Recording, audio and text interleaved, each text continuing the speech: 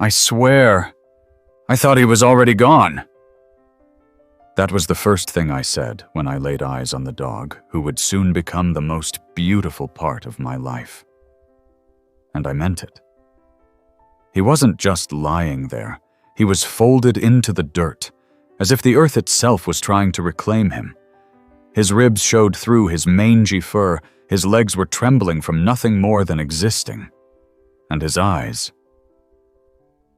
were empty, like someone had switched the lights off in his soul a long time ago.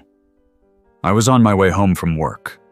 I run a small hardware shop just outside town, and Fridays usually meant an extra long day trying to help folks prep for weekend projects. I'd just gotten off the phone with a customer who couldn't figure out what kind of screws he needed for drywall when I spotted him behind the abandoned gas station on Maple Road. I wasn't trying to rescue anyone, I was just driving. But something told me to stop. The dog didn't lift his head when I stepped out of the truck. He didn't flinch, didn't growl. Nothing. Just stared through me like he didn't care if I was there to help or hurt. "Hey, buddy," I said, crouching down a few feet away. "You all right?" No response. His tail didn't even twitch. He just blinked once, slow and heavy. I took a step closer, and only then did I hear the faint sound of him exhaling, like it hurt to breathe. I looked around to make sure no one was watching, like I was doing something wrong. But Maple Road's old station had been closed for over a decade. No one came through here anymore. I pulled out the ham sandwich I hadn't eaten for lunch and laid it on the ground in front of him. He didn't move. I backed away and waited. After a few minutes, he lifted his nose, sniffed. Then, slowly, he reached out and pulled the sandwich toward himself, with a paw so thin it looked like a stick. He didn't devour it like most hungry dogs. He took tiny bites, like he didn't want to believe food was real. That was the moment I decided. I wasn't going to leave him there. I grabbed the old blanket I kept in the back of the truck for hauling lumber and wrapped it around him. He didn't fight. He didn't resist. He just let me lift him like he'd already given up deciding what happened to him next. I didn't have a dog crate, didn't have a leash, didn't have anything really. But I had that blanket, and I had a voice that kept saying, "Take him." I named him Murphy on the ride to the vet. Dr. Henson was already closing up when I arrived. I could tell by the way he looked at Murphy that he wasn't hopeful. He poked and prodded and took blood and examined the raw sores on Murphy's paws. Then he stepped back and rubbed the back of his neck. "He's in rough shape, Tom." I nodded. "But he's alive." "Barely. You sure about this?" "No," I said, "but I think he is." Dr. Henson kept him overnight for fluids and a more thorough checkup. I went home and sat on my porch with the porch light off. It was strange how quiet my house felt without anyone there to share it with. I didn't have a wife or kids. Never did. I had my shop and my house and my routines. And now it felt like everything I'd built was just waiting for Murphy to walk through the door.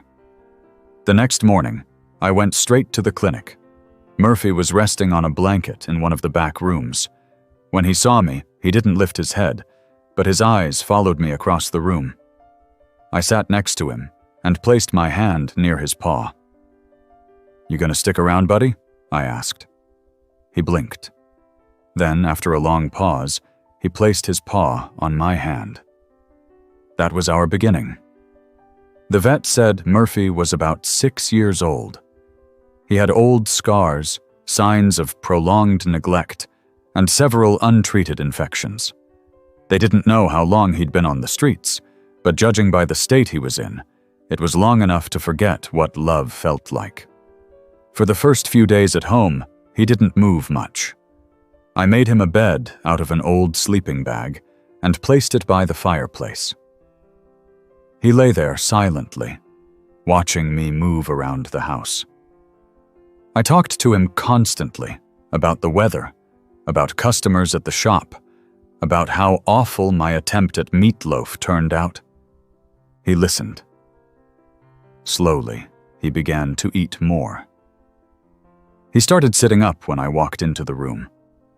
Then one morning, I woke up and found him sitting outside my bedroom door, waiting.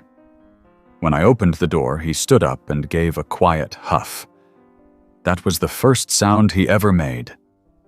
We fell into a rhythm. I brought him to the shop with me during the day. At first, he stayed in the back room, curled up on an old rug, but soon enough, he began venturing out to greet customers. He didn't bark, didn't jump, just stood next to me like he'd always been there. People started asking about him. One woman said, "He's got this look like he's watching over you." I laughed and said, "He's just making sure I don't mess up their order." But the truth was, Murphy had started to change. And so had I. I'd never thought of myself as someone who needed a dog. I always figured I was too busy, too set in my ways. But Murphy didn't care about any of that. He just needed a place to feel safe. And giving him that place gave me something in return. Hope. There were moments, especially at night, when I'd catch Murphy staring into the fireplace, his face soft and calm. And when I looked into his eyes, they weren't empty anymore. They were full of gratitude, of quiet understanding, of something that looked a whole lot like joy. One evening, after we'd closed the shop and finished dinner, I sat on the porch swing with Murphy lying beside me. The sky was a soft orange, the kind that makes you forget time exists. Murphy leaned into my leg and let out a small sigh. I reached down and ran my hand over his head. "You're home now," I whispered. He looked up at me and, for the first time, smiled. Not just with his mouth, but with his whole face. And I realized something then. That smile, that quiet, content little smile, was the kind of thank you you don't hear out loud, but you feel in your bones. We had a long way to go, but we were already so far from where we started. And that was more than enough. Murphy's tail moved for the first time 2 weeks after I brought him home. It wasn't a full wag, not yet, but it gave a single thump against the wood floor when I came back from the store and called his name. I stood there in the doorway holding a bag of groceries, unsure if I'd imagined it. But then it happened again. Just a flick, like a shy handshake from someone who wasn't used to company. I set the groceries down and crouched beside him. He blinked slowly, then rested his chin back on the old sleeping bag he now called his bed. "You trying to sneak that in without me noticing?" I asked. "Nice try, buddy, but I saw it." He didn't move again that night, but the tail flick stayed in my mind like a spark that refused to go out.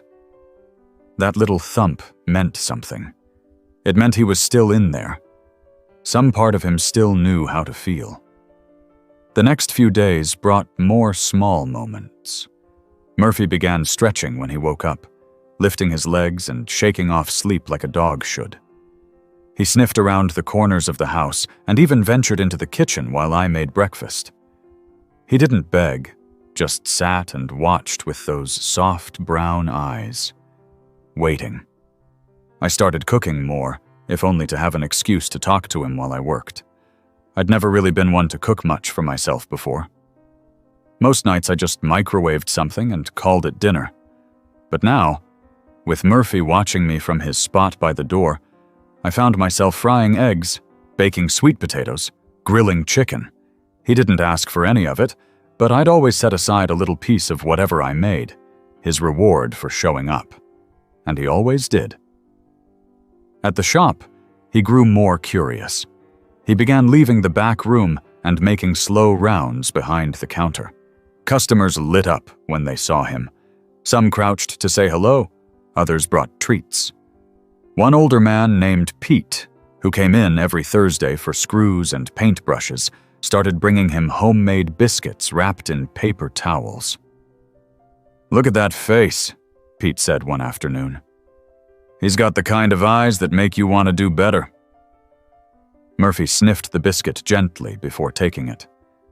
Then he sat at Pete's feet, calmly chewing, as if they'd been friends for years. Even the mailman noticed. He started dropping off our letters in person just to pet Murphy through the open door. "That dog's got magic in him," he told me. "The quiet kind." And he was right. Murphy didn't do tricks. He didn't bark, or run laps, or jump into anyone's arms. But his presence changed something in the air. The store felt warmer. The customers lingered longer. And I felt different too. One evening, I closed the shop early. Business was slow, and I could tell Murphy was tired. We drove to the lake just outside town. It wasn't far, maybe 15 minutes down an old winding road, but it was quiet and open. The kind of place where you could breathe without effort. I parked and opened the passenger door. Murphy looked out, sniffed the breeze, and then slowly stepped down onto the grass. He walked beside me as I made my way to the water's edge. It wasn't hot, but the sun was still strong enough to paint the sky with streaks of gold and pink. Murphy stopped and stood perfectly still, staring out at the lake. The breeze moved through his fur, and for the first time I saw his ears perk slightly. Not in fear, not in tension, just interest. He was seeing something, feeling it. "You ever been somewhere like this?" I asked him. He turned his head slightly and met my eyes. "Yeah, I didn't think so." We sat there for nearly an hour. No one else came by. It was just us, and the birds, and the ripples in the water. That night, Murphy slept at the foot of my bed. It was gradual, the way he became part of my routines. At first, I was doing everything for him, feeding him, bathing him gently in the tub, brushing his fur with a soft comb so I wouldn't irritate his skin. But then, he began doing things for me, too. He started greeting me at the door when I came home from errands. He'd trot to the living room when I laughed too loud at the television, as if to make sure I was okay. And in the mornings, when I poured my first cup of coffee, he'd sit by my feet until I said, "Ready?" Then we'd head out for a walk. There was a path behind my house that led through a small patch of woods and out to an open field. We started going there every day. At first, Murphy kept close, stepping carefully, always watching me for direction. But as the days passed, he began to explore. He sniffed tree trunks, followed squirrel tracks, and once even rolled in the grass with what I swear was a smile. I called my sister one weekend and told her about him. "You finally got a dog?" she said, surprised. "Yeah, didn't plan on it, but it just happened. Sounds like it happened at exactly the right time." She was right. I hadn't realized how quiet my life had become. How much I'd let things slip into a cycle of repetition and silence. But Murphy filled those gaps, not with noise, but with meaning. And then came the barking. It happened one evening when I was out back, fixing a loose panel on the fence. Murphy had been sniffing around the edge of the yard when he froze. His ears went up, and he stared at the woods. I followed his gaze but didn't see anything. Then he barked. It was low, short, more of a woof than a full bark, but it made me drop my wrench. "Murph?" I said, stunned. He barked again, then trotted over to me and sat down. "Well, look at you," I whispered. "Got a voice after all." He didn't bark much after that, but the fact that he had at all felt like a breakthrough, like another door had opened inside him. That weekend, we had our first visitor. My friend George, who I hadn't seen in almost a year, came by with his wife and their boy, Henry. They brought lemonade and a batch of oatmeal cookies. Henry, who was about 8, was immediately drawn to Murphy. "Can I pet him?" he asked. I looked at Murphy. He was watching the boy, calm and still. "Go ahead," I said. Henry reached out slowly, and Murphy leaned forward to sniff his hand. Then he sat down and let the boy stroke his back. "He's soft," Henry whispered. "Yeah, he's been working on that," I said with a grin. Later that afternoon, George pulled me aside. "You look good, Tom. Happier. Healthier even." "Murphy's fault," I said. "Well, he's something else. You saved him, huh?" I shook my head. "Nah, he saved me." That night, I found Murphy curled up on the couch with Henry's blanket, which the boy had forgotten to take home. He rested his chin on it like it was a treasure. It occurred to me then that Murphy didn't just crave safety. He wanted connection, and he was finding it. One morning, about 3 months after I found him, we went for a walk to the lake again. It had rained the night before, and everything was fresh and green. Murphy bounded ahead of me slightly, tail swaying gently, and I marveled at how far he'd come. He paused near a cluster of wildflowers and sat down. I caught up to him, took a seat beside him, and reached over to scratch his head. "You know," I said, "if someone saw you now, they'd never believe you were the same dog I picked up behind that gas station." He looked at me and gave a short huff, the kind he made when he was content. "You're not just surviving anymore. You're living, and it's beautiful to watch." The sky was wide and open above us, and for the first time in a long while, I felt like the future didn't seem so far away. There was still healing to do. Still moments when Murphy flinched at loud noises or refused to go near certain shadows. But those moments were fewer now, and every time he smiled or wagged his tail or sat beside a stranger just to be near them, it reminded me that healing wasn't about forgetting. It was about growing something new in the place where pain used to live. Murphy had hope in him now, and somehow he'd given some of it to me. I woke up that morning to the sound of scratching. Not frantic or nervous, just a soft, steady tap of claws against wood. I blinked the sleep out of my eyes and turned toward the door, where Murphy sat patiently, his tail giving lazy swishes across the floor. "You need something, bud?" I mumbled. He didn't whine or bark, just waited until I got up and opened the door. He turned and padded quietly down the hallway, then glanced back at me once to make sure I was following. I rubbed the back of my neck, yawning, and shuffled after him. He led me all the way to the kitchen, where he sat down in front of the cabinet I kept the leash in. "You want to walk this early?" I asked. He tilted his head slightly. I glanced at the clock on the stove. 5:42 a.m. "Well, can't say no to that face." It wasn't like Murphy to initiate. He usually waited for me to move first, to decide what the day would look like. But something about this morning felt different, like he had a plan. I grabbed the leash, clipped it on, and we stepped out into the cool morning air. The streets were still sleeping. Porch lights glowed on a few houses, and birds were just starting to stir in the trees. Murphy trotted beside me, ears perked, his gait smoother than I'd ever seen. He didn't pull, didn't stop to sniff every mailbox like usual. He just walked, steady and sure.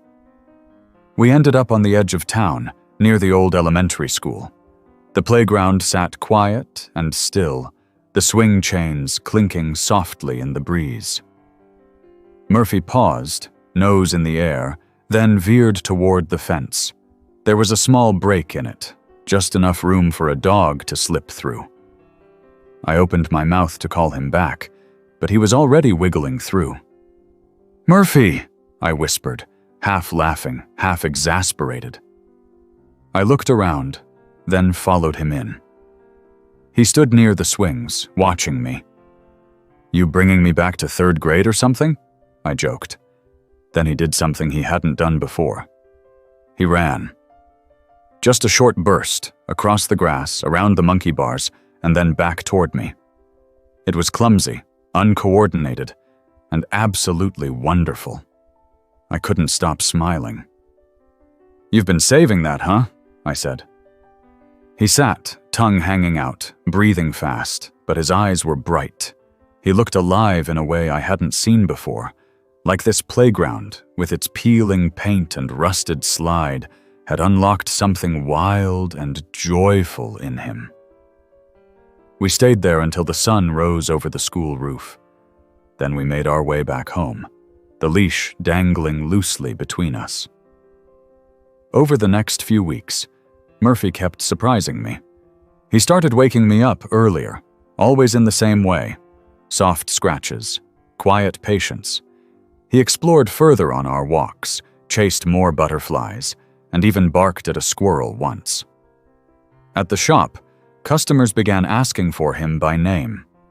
One woman brought her teenage son just to meet the miracle dog, as she called him. "You can see it in his eyes," she told me. "He trusts you. That's rare." Her son knelt down, and Murphy gently pressed his nose into the boy's palm. It was like he knew exactly how much pressure to use, how to be present without overwhelming anyone. It wasn't something I'd taught him. He just understood. One rainy afternoon, a man named Carl came in looking for garden tools. His jeans were soaked, and his voice carried that brittle edge that comes from a long day gone wrong. Murphy padded out from the back and sat near the register, watching quietly. Carl glanced at him. "He yours?" I nodded. "Murphy. Huh. Looks like he's seen things." "He has." Carl crouched slowly, and Murphy walked over, sitting just close enough for Carl to reach out if he wanted. After a moment, Carl did. "He's calm," Carl said. "Yeah. Wish I could borrow some of that." I smiled, watching the way Murphy leaned in slightly, offering nothing more than his presence. "That's his secret," I said. "He gives it away for free." Carl stayed a few minutes longer than necessary. When he left, he looked a little less brittle.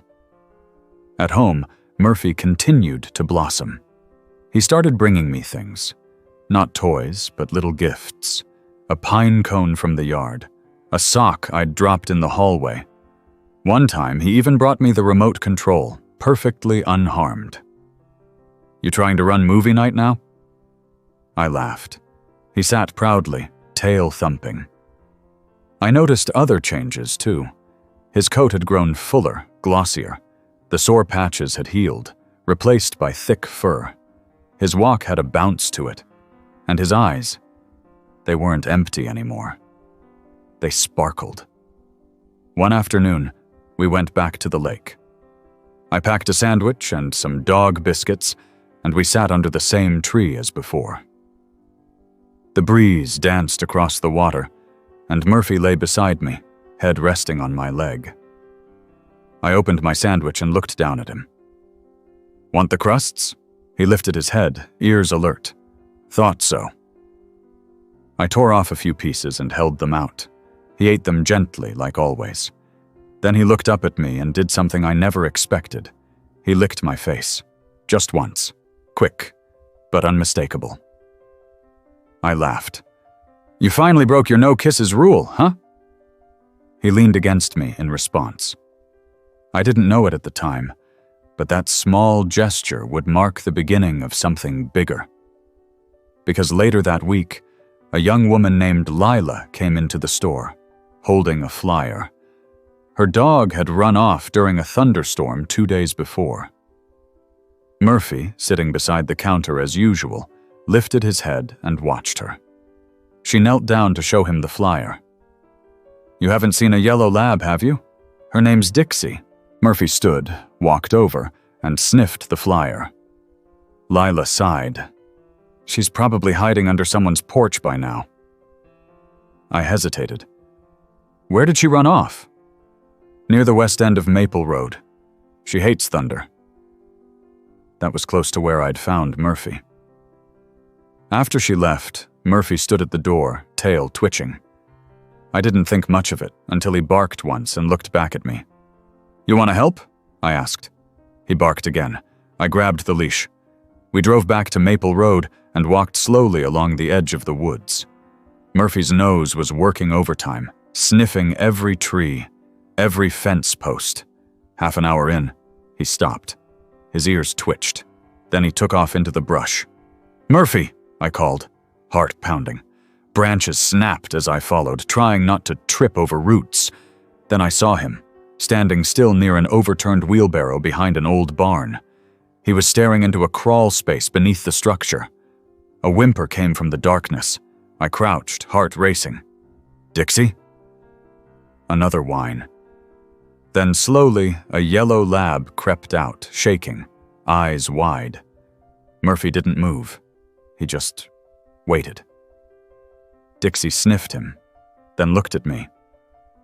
I called Lila, who arrived within minutes, breathless and teary. She dropped to her knees and hugged her dog tight. Murphy sat beside them, quiet and still. That night, as we drove home, I looked over at Murphy. "You're not just healing," I said softly. "You're helping others heal too." He huffed and looked out the window. From that day on, I started thinking differently. About time, about people, about the strange ways the world connects itself when you're not looking.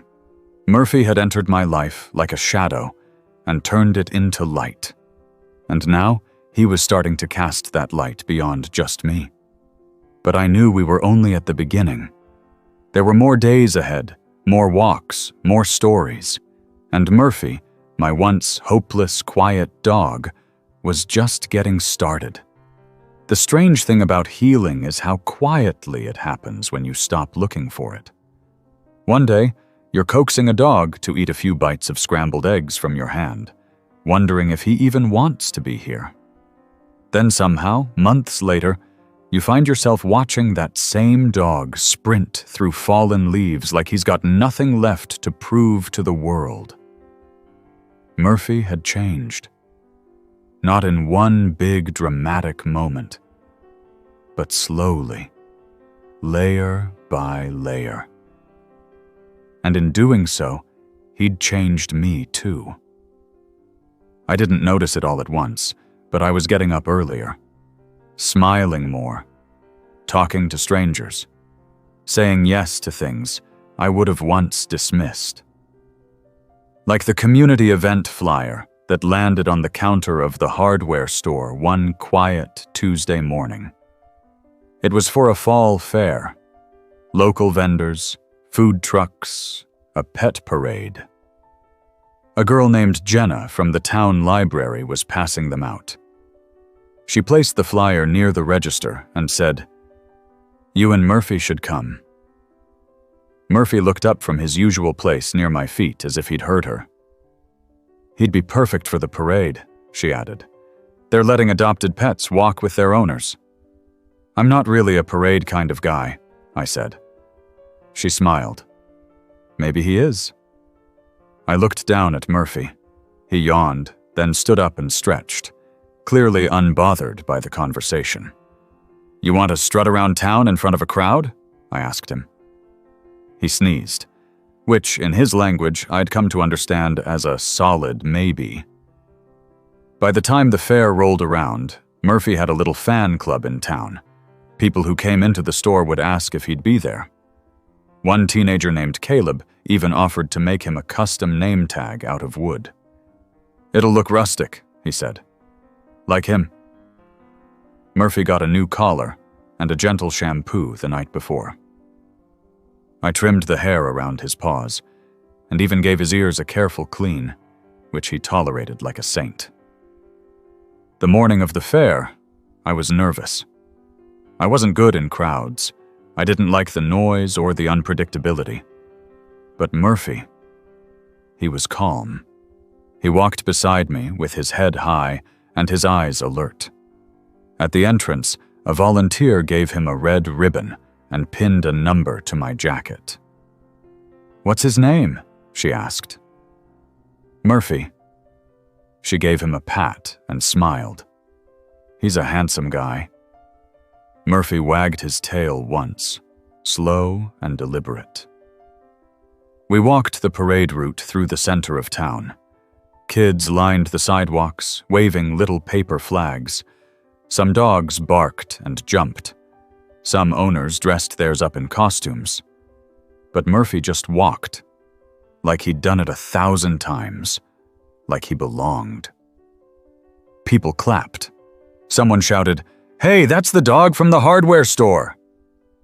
A little boy with messy hair ran up and offered Murphy a biscuit shaped like a pumpkin. Murphy sniffed it, then gently took it from the boy's hand. "Thank you," I told him. "He's awesome," the kid said, then ran back to his parents. After the parade, we stopped by a booth selling homemade dog treats. The woman behind it, Sandra, leaned over the table and held out a sample. "Yours?" she asked. "Yeah, he's got that old soul look, like he's seen things and come out better for it." Murphy took the treat politely and sat down next to me. "He's the reason I'm here," I said. Sandra tilted her head. "What do you mean?" "I don't usually do things like this, but he changes the way I see stuff." She smiled. "That's the best kind of dog." That evening, back at home, Murphy flopped down in the living room with a satisfied sigh. I took off my shoes, sat beside him, and rested my hand on his back. "You were a hit today," I said. "Might have to start charging for appearances." He let out a soft groan and rolled onto his side. A week later, a woman named Helen came into the shop. She was older, maybe late 70s, with white hair pulled back in a braid and a basket over her arm. "Is this the place with the dog?" she asked. Murphy lifted his head from behind the counter. "Oh, there you are," she said. I stood and walked over. "Can I help you?" She held out a folded piece of paper. "My neighbor said your dog found someone's lost lab. I was hoping he could help me too." The paper was a flyer with a picture of a brown mixed breed named Cricket. The date said the dog had gone missing almost 3 weeks ago. "She's shy," Helen said. "Always has been. She slipped out when the fence gate broke during a storm. I've looked everywhere." Murphy walked over and sniffed the flyer. "I know it's a long shot," Helen added, "but someone told me your dog has a way of knowing." I looked at Murphy. He was staring up at Helen like he understood. "Where was she last seen?" I asked. "Near the old orchard off Highway 10. It's mostly grown over now." That evening, Murphy and I drove out to the orchard. The trees were wild and untrimmed, the grass tall and golden. We walked slowly, Murphy's nose low to the ground. He paused every few feet, sniffed, then moved on.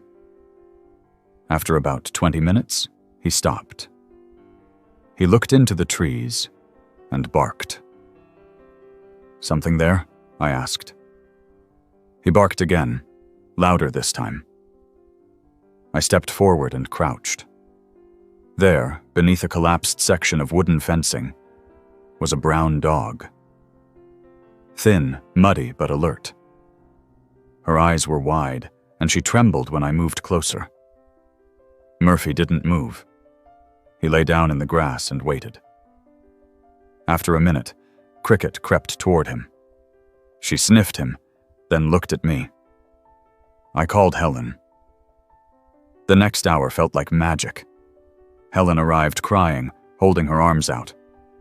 Cricket rushed to her, tail wagging furiously. Murphy stood quietly by, watching like a proud observer. Helen hugged me tight. "Thank you," she whispered. "Thank you both." On the ride home, I looked over at Murphy. "You've got a gift, you know that?"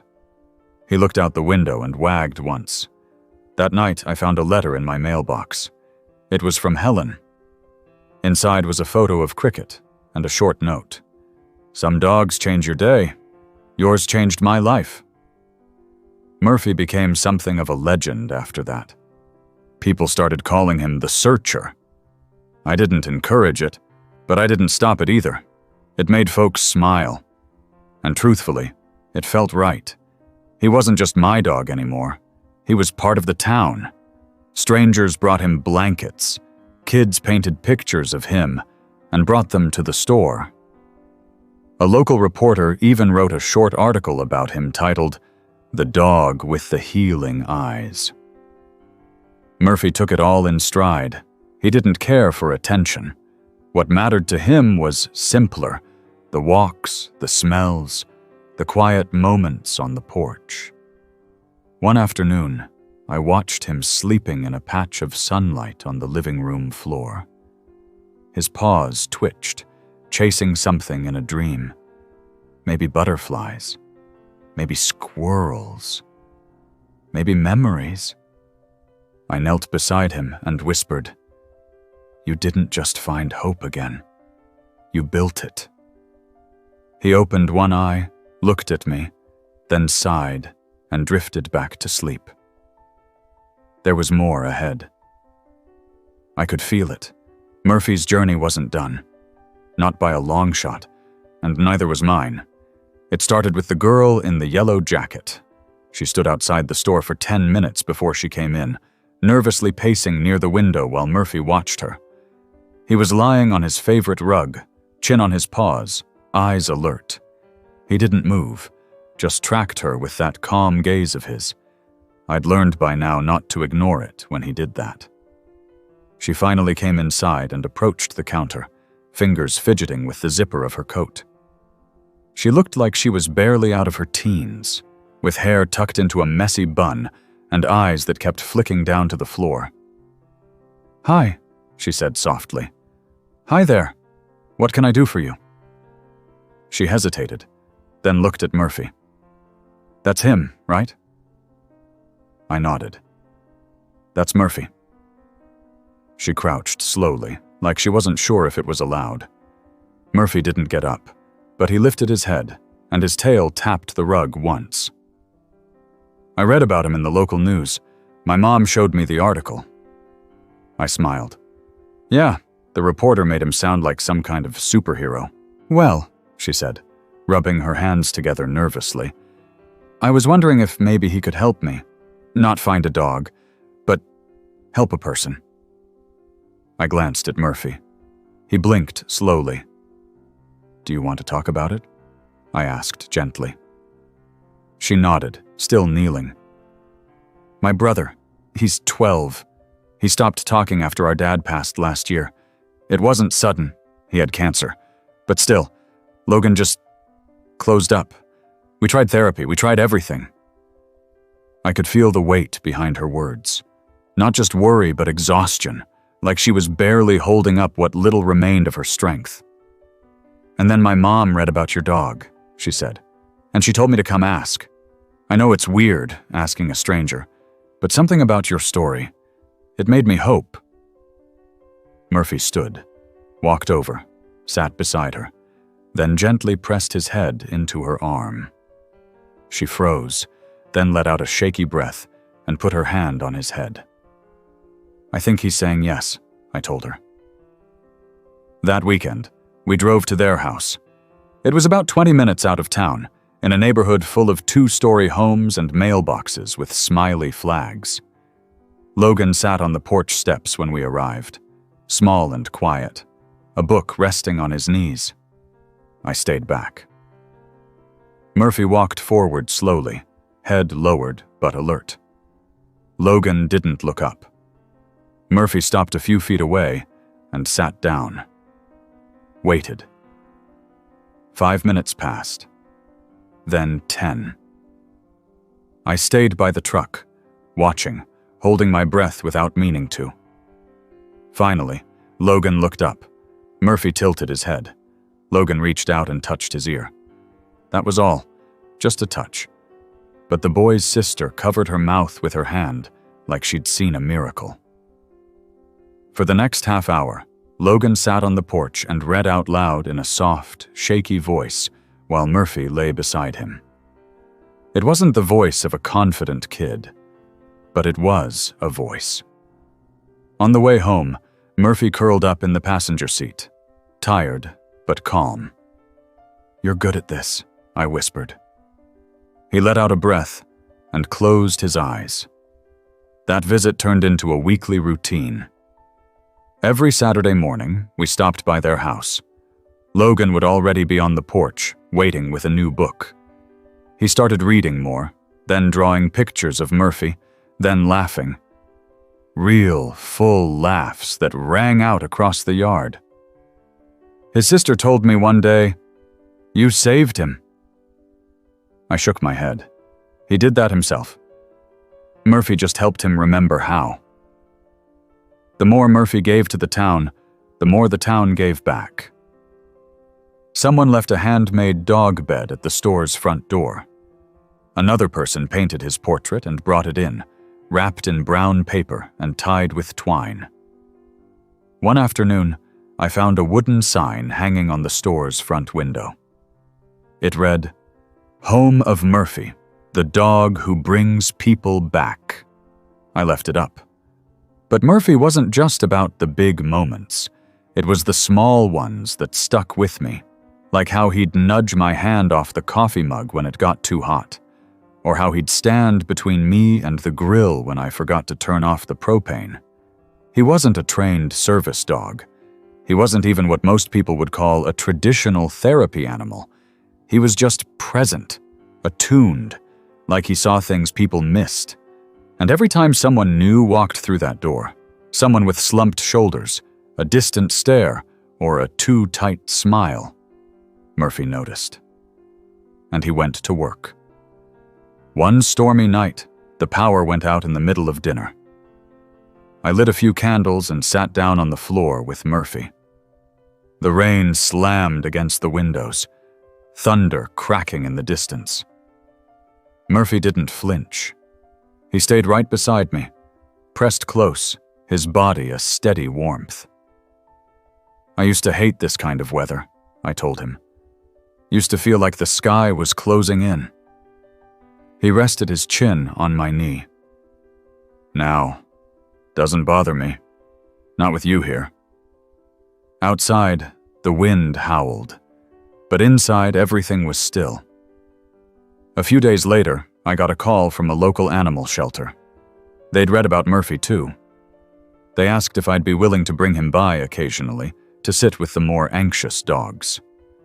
"He seems like the kind that helps others come out of their shells," the shelter director said.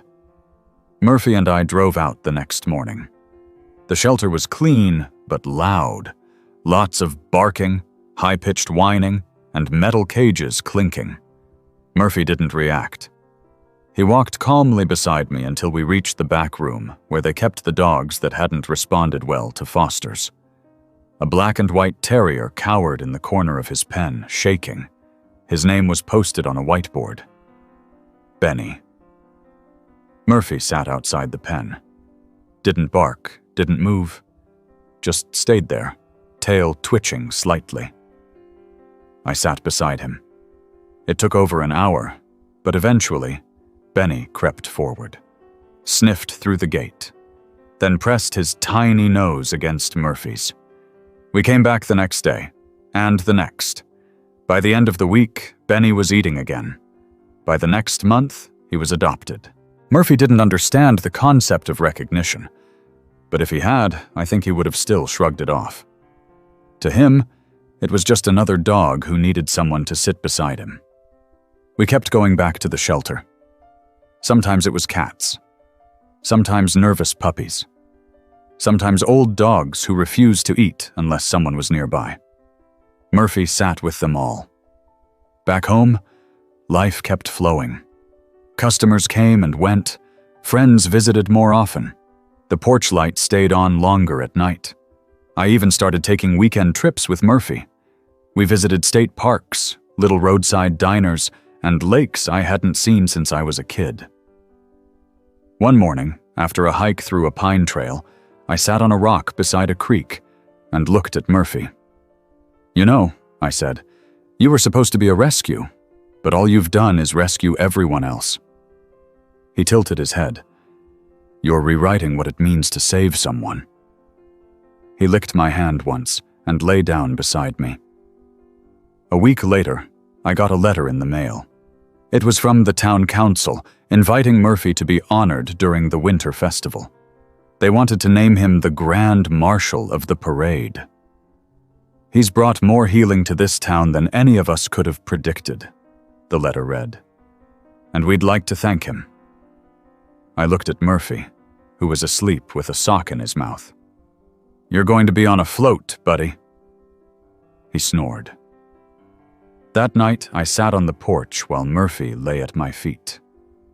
The stars were bright, and the air was crisp with the smell of pine. I thought back to that first day, the way he'd looked at me with nothing in his eyes. No fear, no hope, just emptiness.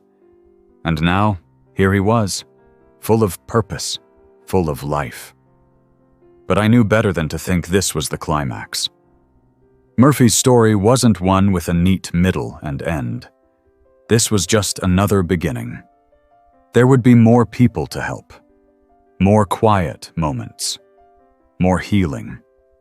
And through it all, Murphy would be right where he belonged, by my side, making the world feel just a little bit lighter for everyone lucky enough to cross his path. It was the chill that woke me up that morning, not Murphy. Normally, he'd be there beside the bed, ears perked and tail sweeping the floor the moment my eyes opened. But today, the house was quiet. Not in a bad way, just different. The heater had clicked off sometime in the early morning, and the cold had crept into the walls. I swung my legs over the side of the bed and called out softly, "Murph?"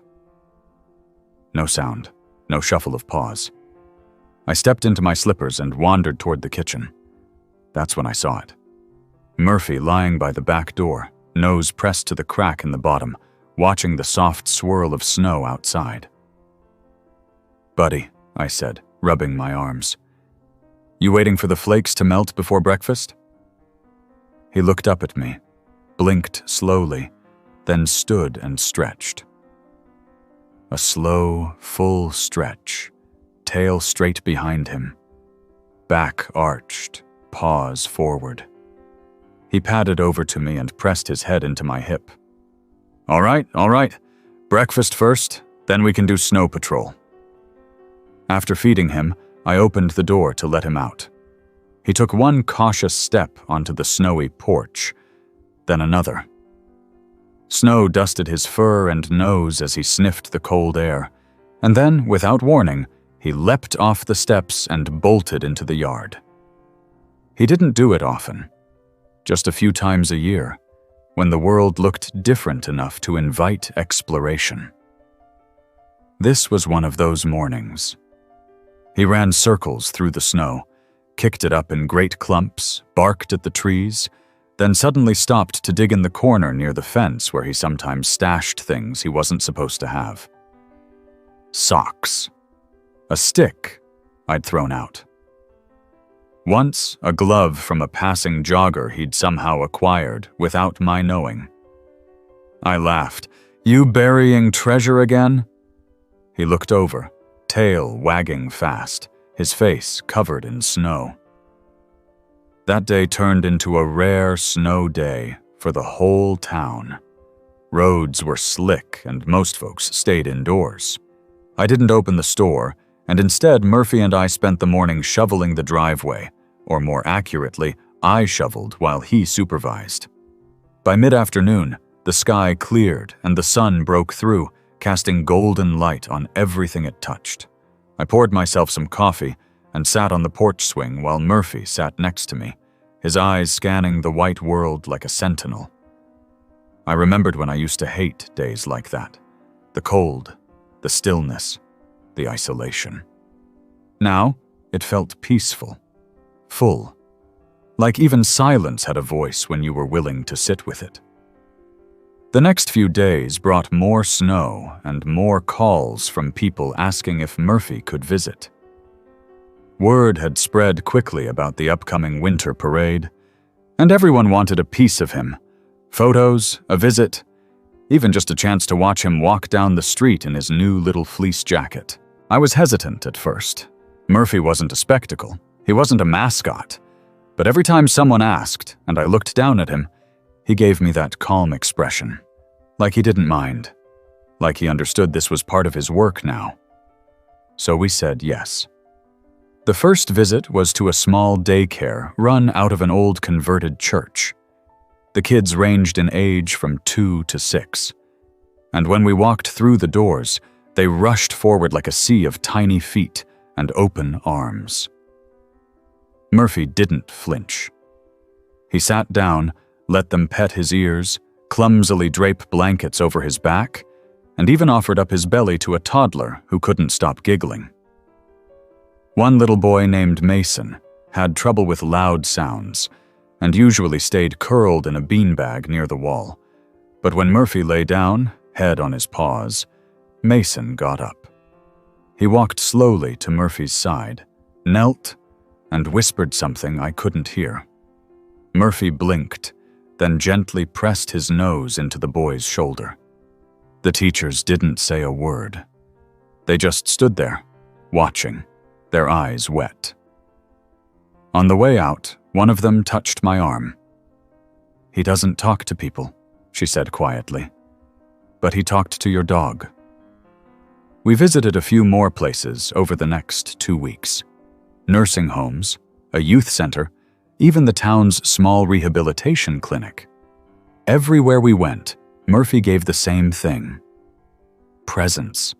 He didn't perform tricks. He didn't jump through hoops. He simply sat beside people and gave them space to feel. And every time, something shifted. Shoulders relaxed. Faces softened. Words returned. One evening, after a long day of visits, I sat on the floor beside Murphy and said, "I don't know how you do it, buddy, but I'm glad you do." He nudged my hand with his head, then curled up beside me. It was around that time I got the idea to start something more official. Not a business, not a brand, just a space. I reached out to a friend of mine who managed the old grain barn outside town. It hadn't been used in years, but had good bones, high ceilings, wide open space, quiet. I asked if I could rent it. "What for?" he asked. "For Murphy," I said, "and the people who need him." He gave me the key for free. We spent the next few weekends cleaning it up. I swept while Murphy sniffed every corner. We laid down rugs, brought in a few chairs, added blankets and pillows. Nothing fancy, just comfort. Then I made a sign. Wooden. Simple. Murphy's room. I didn't advertise it, didn't post it anywhere, but people came. Word spread like it always does in small towns. One person came to sit in silence, another came to cry, a third came just to hug Murphy and sit with her back against the wall. There were no appointments, no expectations.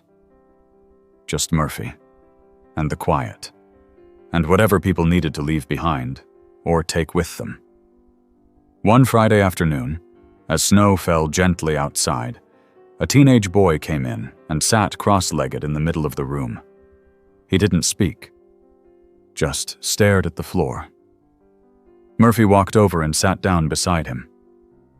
Minutes passed. Then the boy said, "My dad left this morning." Murphy pressed his body a little closer. The boy kept talking, and Murphy listened. I didn't interrupt.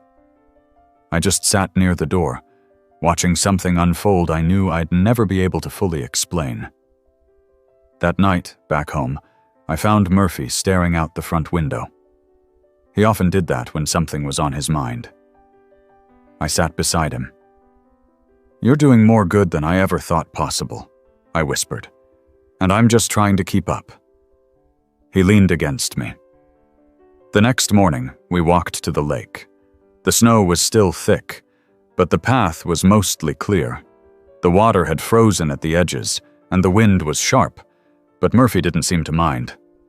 He trotted ahead, then turned to wait for me. We reached our usual spot, the big flat rock near the willow tree, and sat. I looked out over the water. "You know what I think?" I said. He glanced at me. "I think the world tried to give up on you, but you never gave up on it. You just waited until someone came along who knew how to see what was still there." He didn't move, but I saw it in his eyes. That quiet knowing. We sat for a long time. The wind picked up, the sun shifted, but neither of us moved. Because we didn't have to. There was work to do, more people to help, more days ahead. And Murphy, he was ready for all of it. The first time Murphy hesitated at the door, I nearly missed it. We were leaving the house for our usual morning walk, the same loop through the woods behind the property, down by the creek, and back through the south trail, but this time he didn't step through immediately when I held the door open. He stood there, ears tilted slightly forward, eyes fixed on the trees. "What is it?" I asked, glancing past the porch. Nothing unusual, no animals, no wind, just the hush of early morning and the faint scent of pine. Murphy looked up at me, blinked once, then walked through the door as if nothing had happened. I wouldn't have thought about it again if it hadn't happened 3 more times that week. It wasn't fear. Murphy didn't tremble or whine. He wasn't reluctant to go outside. He just seemed to pause, like he was listening for something, like he was waiting to decide. By Friday, I brought it up to the vet. Dr. Henson still had Murphy's old file. He scanned through it, checked Murphy's reflexes, eyes, ears, joints. "Physically, he's fine," he said. "Maybe a little arthritis setting in, but nothing serious. Could just be the cold. Or maybe he's just getting thoughtful." "Thoughtful?" I asked. Dr. Henson chuckled. "Dogs age like we do. The older they get, the more they start choosing what matters. Maybe Murphy's just thinking before he moves now." I looked down at Murphy, who was sitting patiently at my feet. "Sounds about right." That night, after dinner, I sat by the fire and watched him as he rested on his bed. His eyes were half closed, but he was alert, aware. I noticed more than ever how gray his muzzle had become. Not a sign of weakness, just time. He caught me looking and let out a quiet huff, as if to say, "I'm fine." And he was, just slower, more selective with his energy. He still played, still greeted people with the same quiet grace, still curled up beside visitors at Murphy's room. But I could tell he'd begun shifting inward a bit. It made me think more about what he wanted, not what the town needed from him, not what I had hoped to build, but what Murphy still enjoyed, still loved, still found joy in. So I made a new list. We started going to the lake more often, just the 2 of us. No expectations. I let him choose the trail. Some days he'd wander toward the cattails and watch the ducks. Other days, he'd plop down near the big rock and stay there for an hour. I brought a thermos of coffee and read aloud to him from whatever book I was carrying. He didn't care what it was.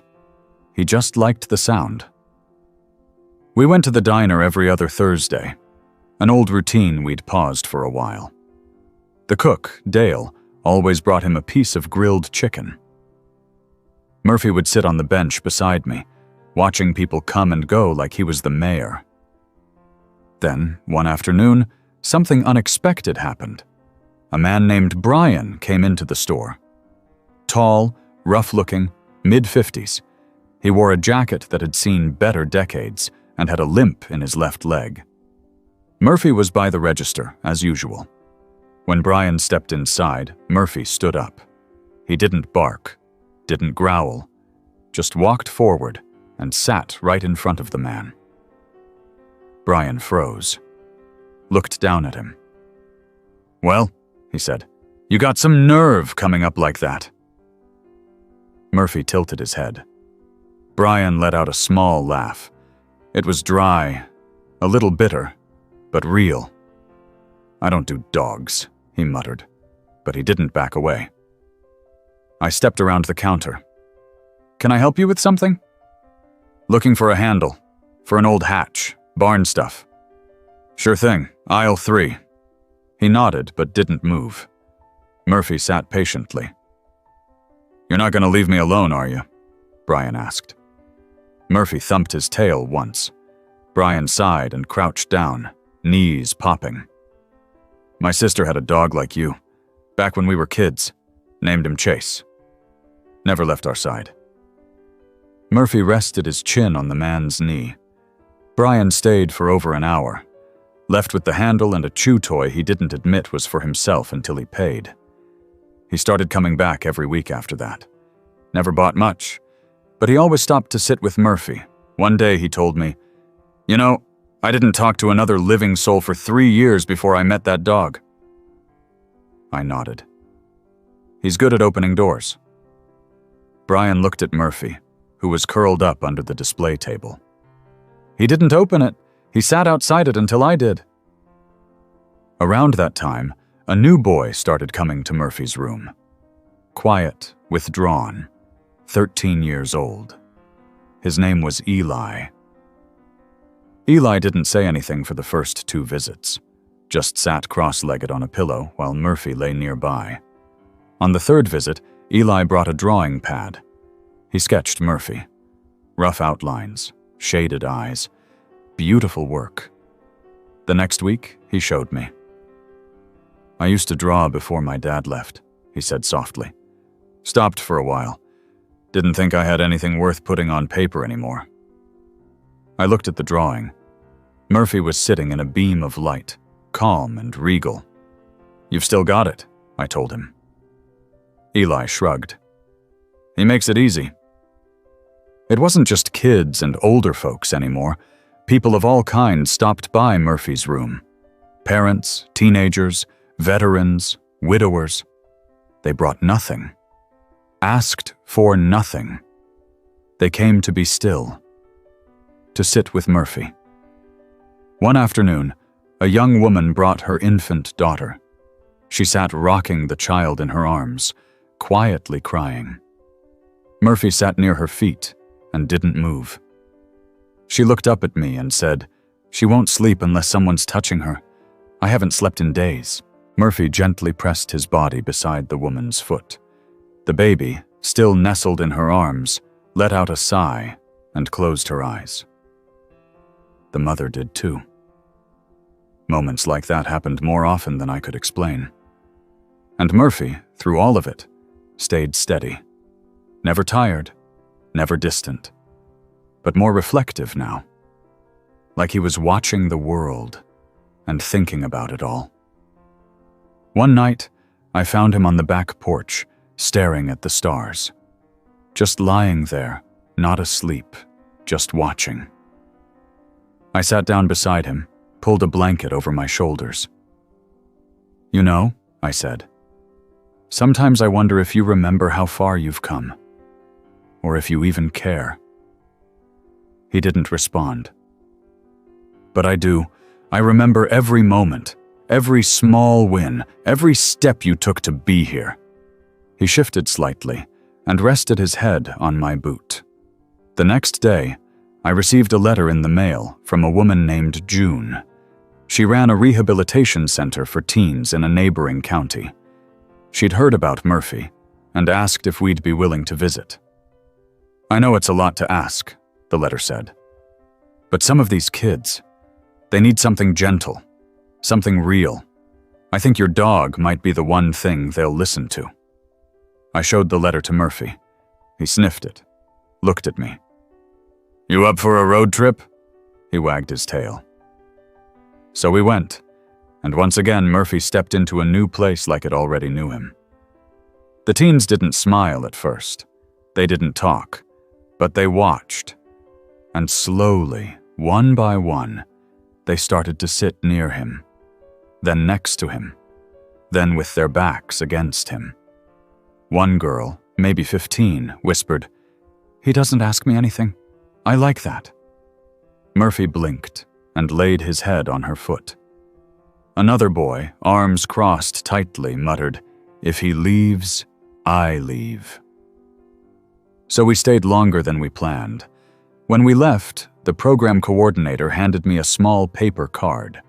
It had a crayon drawing of Murphy and the words, "Thank you," written in 4 different handwritings. "He reached them," she said, "in ways we've been trying to for months." Murphy didn't need thanks. But I tucked the card into the dashboard of the truck anyway, because some days I needed the reminder too. Life didn't slow down after that, but Murphy did, just a little. He took longer to get up in the mornings. He slept deeper at night, but he still moved with that same quiet purpose. One step at a time, one heart at a time, and never in a rush. Because some things, he knew, take time to heal.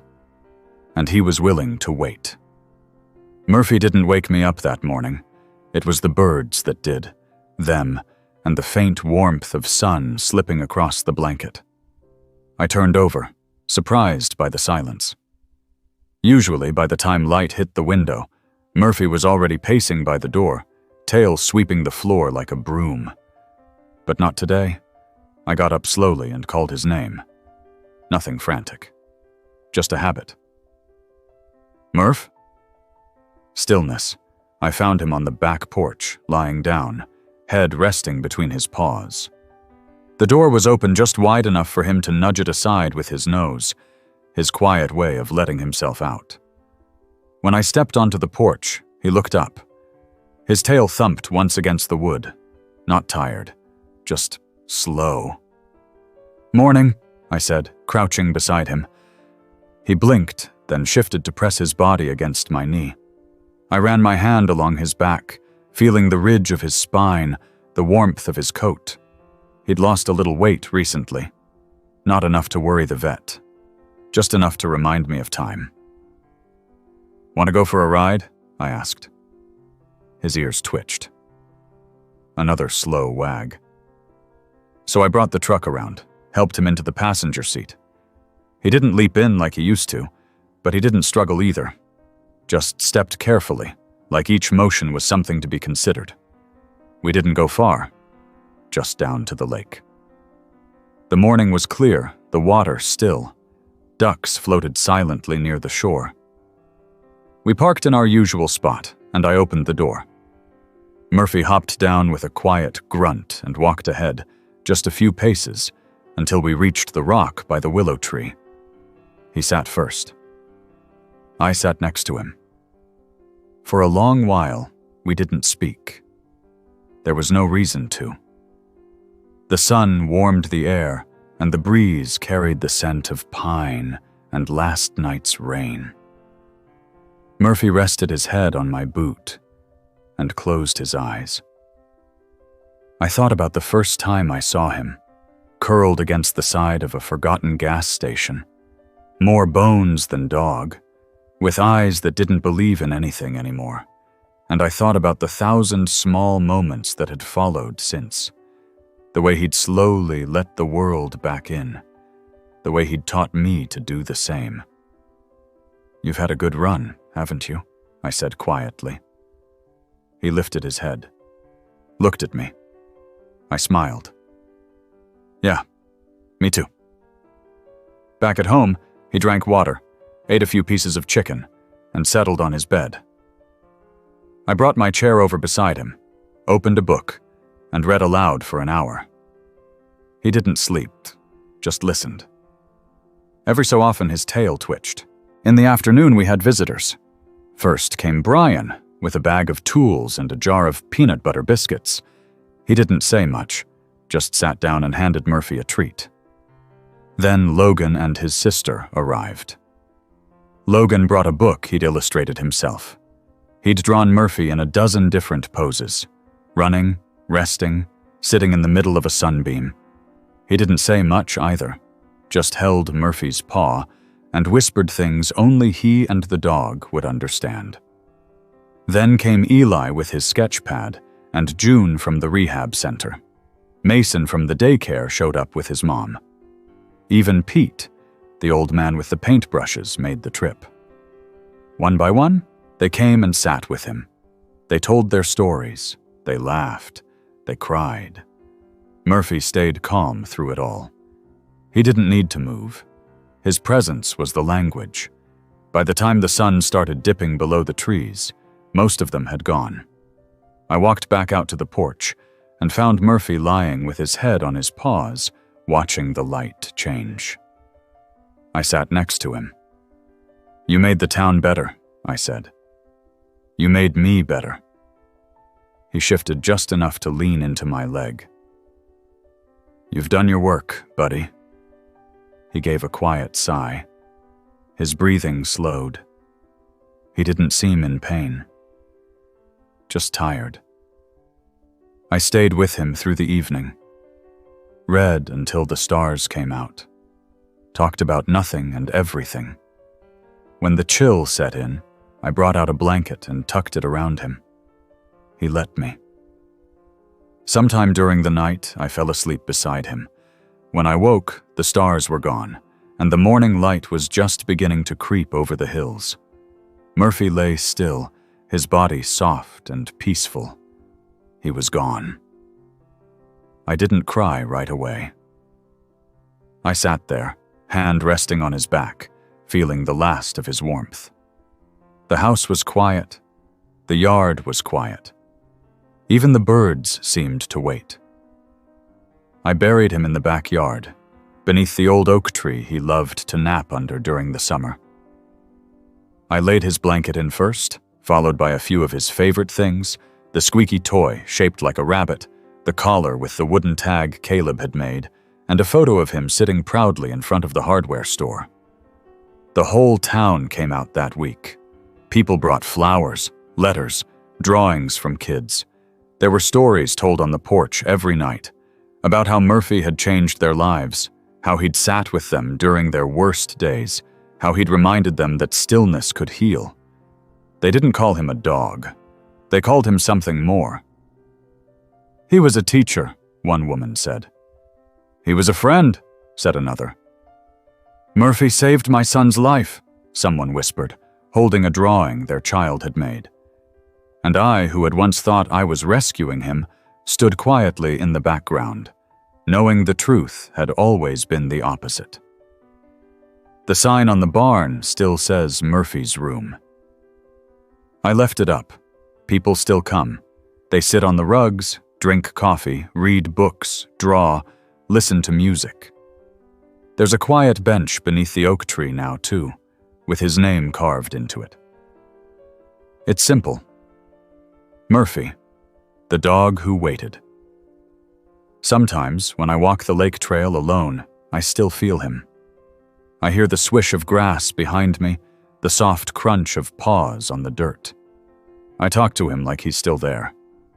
Because in all the ways that matter, he is. I kept the card from the rehab kids. I kept every drawing, every letter, every photo.